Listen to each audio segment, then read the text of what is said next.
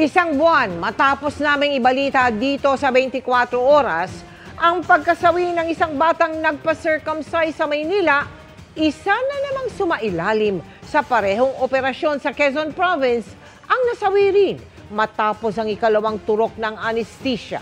Nakatutok si John Consulta. Exclusive! Happy birthday, LA!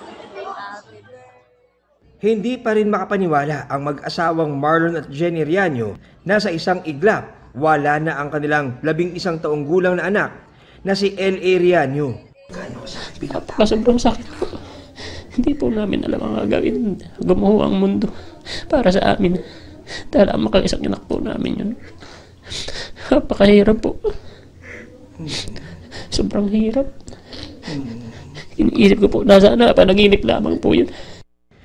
Nitong Abril, dinala nila sa isang klinik sa Mulanay, Quezon ang anak para ipatuli. Na-videohan nila ang aktual na pagtutuli sa kanilang anak. Hindi pa man daw natutuli, bigla itong nangisay pagkatapos ng ikalawang turok ng anesthesia. Namatay daw si L.A. sa mismong klinik. Kulang-kulang 3 taon kami hindi binayaan ng anak. Nung dumating siya sa amin, sobrang saya namin. Sabi namin, gagawin namin ang lahat para mabigyan lang ng magandang kinabukasan yung anak namin. Tapos ganun lang gagawin ng doktor na yun. Akala namin safe siya doon dahil doktor nga siya. Sana po matanggalan siya ng lisensya, makulong, mapasara yung clinic. Lahat po ng pwedeng ikaso. Nagpasya ang mag-asawa na pumunta sa NBI para humingi ng tulong. Nung napanood po namin sa 24 oras yung same case po nung kay Utoy na nangyari sa Tondo, yun na po, nag-isip na po kaming lumapit sa GMA para po matulungan kami na makapunta at makapagreklamo sa NBI. Nang makaharap ang mga opisyal ng NBI, ipinabasa nila ang death certificate ng anak. Ang root cause is the lidocaine administration. Nagkaroon ng seizure. Okay.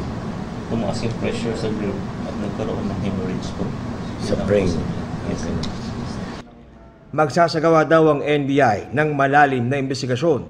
According nga sa ating medical legal, yung pagkaka-inject na yun parang hindi tama, nagkaroon ng aneurysm at parang naapektuhan yung utak agad ng bata.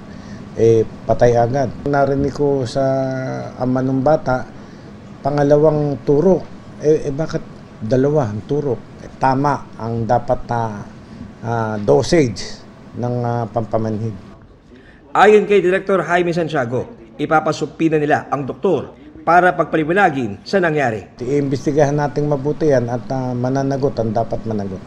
Sinusubukan naming kunin ang panig ng doktor pero walang sumasagot sa aming text at tawag. Para sa GMA Integrated News, John Consulta, nakatutok 24 oras.